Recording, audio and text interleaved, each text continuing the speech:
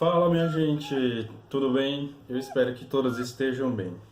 Bom, neste momento eu gostaria de levantar uma questão que tem me incomodado muito, que talvez também seja a de muitos. Ou seja, uma pergunta que eu coloco aqui é: quem mora na aldeia é mais indígena que aquele que mora na cidade? E antes de começar de debater essa questão, gostaria de pedir a todos vocês que assistem, ou que gostam, ou que não gostam dos meus vídeos, dessas questões que eu falo, das questões indígenas mesmo, eu gostaria de pedir, por gentileza, se possível, dar um like, se inscrever no meu canal, e assim possamos alcançar mais gente que ainda tem a visão diferenciada da gente.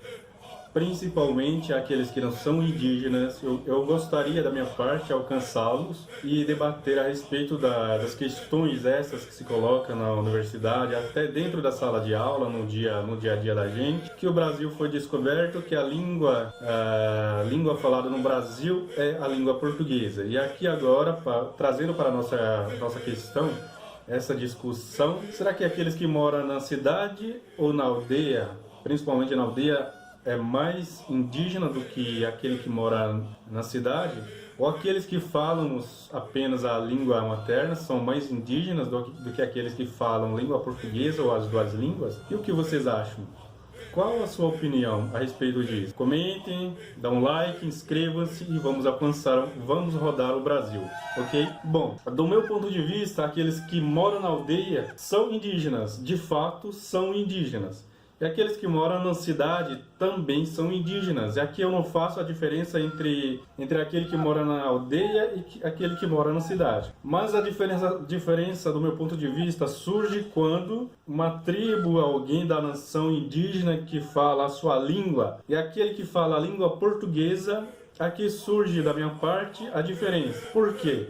Uma das informações que eu possa veicular, quando a língua se perde, estamos perdendo a nossa identidade. Já devem ter percebido nas universidades ou até na rua, na cidade, alguém perguntar para vocês: você é indígena? Fala uma língua, uma palavra, uma frase, essas coisas. Não no sentido disso de que eu vou tirar a essência de ser indígena. Não. A língua indígena nós precisamos e vamos conservar, manter a língua viva. Assim também podemos optar por aprender a língua portuguesa, porque é uma questão de sobrevivência. Pensando aqueles que moram na aldeia e falam apenas as suas línguas, e se for para a cidade para debater uma questão ou reivindicar seus direitos, como eles vão dialogar com uma autoridade, com um órgão que conhece apenas a língua portuguesa, sem desconsiderar a língua indígena? É uma das questões que eu coloco é que precisamos pensar nisso, e talvez uma das melhores, que eu considero uma das melhores saídas que eu posso dizer, é que aprendamos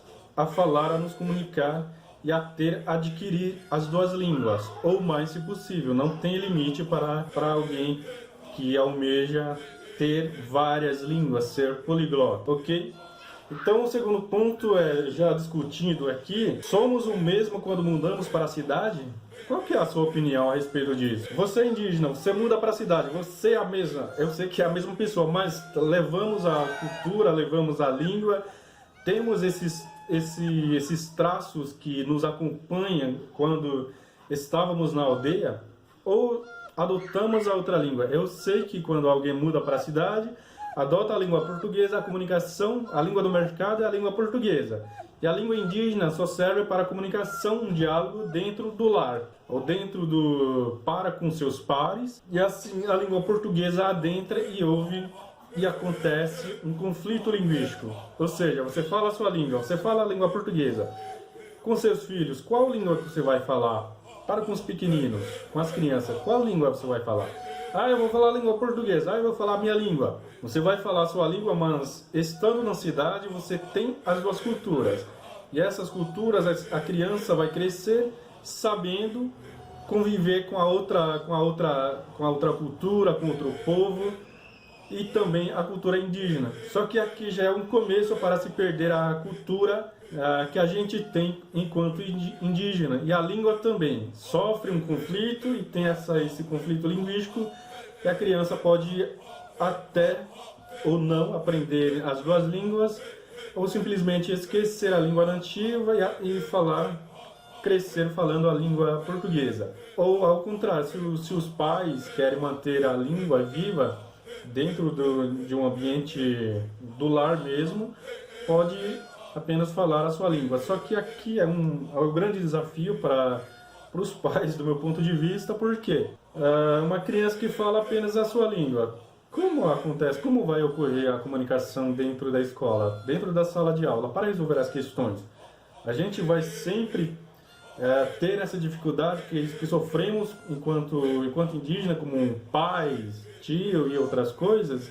A gente vai ver nos nossos filhos essa dificuldade, essa barreira que nos impedia, e as crianças também. E como pensar nisso? Eu não tenho a solução, mas eu apenas estou levantando essas questões para que a gente possa pensar a respeito do que fazer, como nos portar enquanto indígena. Eu não sei se eu poderia dizer que somos a mesma pessoa, o mesmo indígena, somos indígenas, mas fazendo uma reflexão, me parece que sofremos a nossa cultura, a nossa língua, sofremos esse conflito, tanto cultural quanto linguístico, até fisicamente. Os nossos traços que carregávamos dentro de uma comunidade, aos poucos vão desaparecendo, vão sofrendo essa transformação, essa mudança, e nós acabamos a adotar a cultura alheia. Então, da minha parte, temos essa transformação, não uma transformação de forma passiva, mas a gente vai sofrendo adotando a língua portuguesa e a cultura portuguesa que está presente no nosso dia a dia. E a outra questão e a nossa comunicação é na língua nativa, materna, língua materna, ou é em português, dentro da cidade? Na cidade, sabemos que a comunicação dentro da escola ou outro ambiente que exige que a nossa comunicação que seja na língua portuguesa é na língua portuguesa, contra o povo, com os brancos, que a gente fala, e com o nosso par, aquele que fala a nossa língua, a língua é na nossa língua, a língua materna. Na língua do mercado, a língua portuguesa tem servido como língua do mercado, ou seja, meio que a gente é obrigado a aprender a viver também dentro da cidade, na cidade mesmo. Ou seja, acabamos deixando de lado a nossa língua e no serviço falamos apenas a língua portuguesa. Eles não sabendo se comunicar na nossa língua por ser Da minha parte, não tem como manter a cultura intacta, tendo esse contato com outro povo, com outra cultura. Temos essa mudança, essa transformação ao longo do tempo e vai mudando. Prosseguindo, se a nossa comunicação for português, com que frequência? Só no trabalho ou dentro do lar? Certeza na cidade que no serviço é a língua portuguesa. Dentro de casa, talvez, para aquele que aprende a falar a língua portuguesa, dentro do lar, dentro de casa mesmo, é a língua nativa. E para aquele que já não fala mais a sua língua, é a língua portuguesa. Desta forma, o que se perde? Se perde a nossa cultura. A língua, do meu ponto de vista, que tem servido para a identificação da gente, está ameaçada em extinção, vai desaparecer. E pensando nisso, para aqueles que vão fazer um trabalho, tem esse projeto de realização de levantamento de dados sobre a língua, vocês acham que eles vão procurar pessoas da cidade, indígenas da cidade, ou eles vão para a aldeia? Esse ponto que fica, se fazendo esse trabalho, esse levantamento de dados linguísticos, eles sempre vão procurar aquelas pessoas, aqui no Brasil, os aldeados, vamos dizer assim. Então, desta forma, eles são sempre considerados como indígenas, e aqueles que moram nas cidades, eu não sei se eu posso dizer menos indígenas, talvez.